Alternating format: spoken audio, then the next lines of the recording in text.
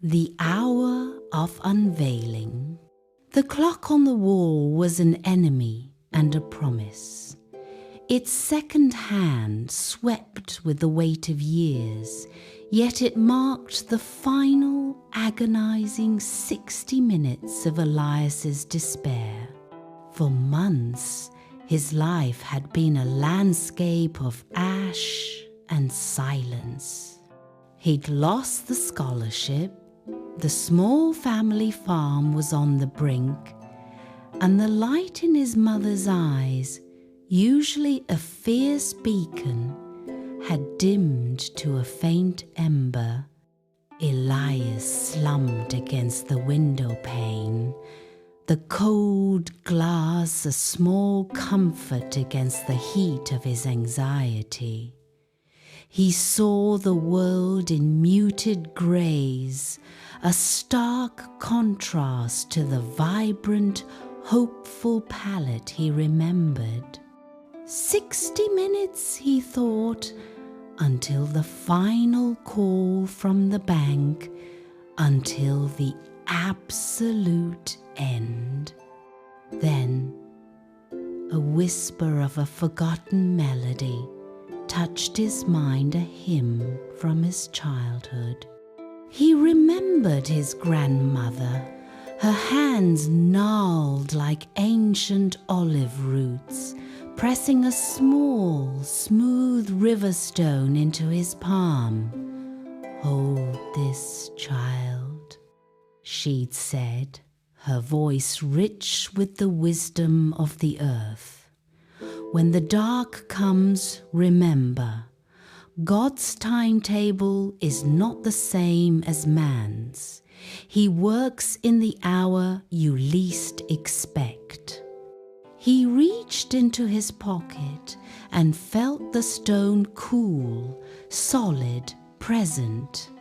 As the clock ticked down to 45 minutes, Elias heard a distant sound, a siren, but it faded. At 30 minutes, the phone rang.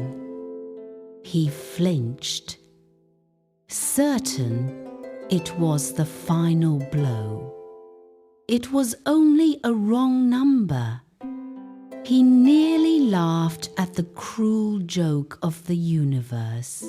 When the timer showed 15 minutes, a strange, bright yellow envelope slid through the mail slot, unnoticed until that moment. It was addressed to him in elegant script he didn't recognize. His hands trembled as he tore it open. Inside was not a bill or a rejection, but a single embossed letterhead from a prestigious private foundation he had completely forgotten he'd applied to a year ago. The words swam before his eyes. "We are pleased to inform you that your innovative proposal has been selected for the Aurora Grant. The funds are unrestricted, immediate, and fully sufficient to cover all family debts and your education. A transfer of funds is scheduled for the next hour." Elias dropped the paper. It wasn't just an answer, it was a miraculous, all-encompassing solution. It hadn't come through the expected channels, the well-worn paths he'd walked until they crumbled. It had burst forth from a forgotten corner of his past, delivered in the final, impossible moment. As the clock struck the hour of destruction, that was now the hour of salvation, Elias didn't feel relief. He felt an overwhelming sense of awe. He looked not at the clock, but up at the sudden, breathtaking burst of sun cutting through the cloud cover, painting his dusty room in gold. The words echoed in his soul, "God is working for you." The accompanying poetry, The Alchemy of the 11th Hour. In 60 measured minutes, the final curtain waits. A desolate wind whistles through closed and heavy gates.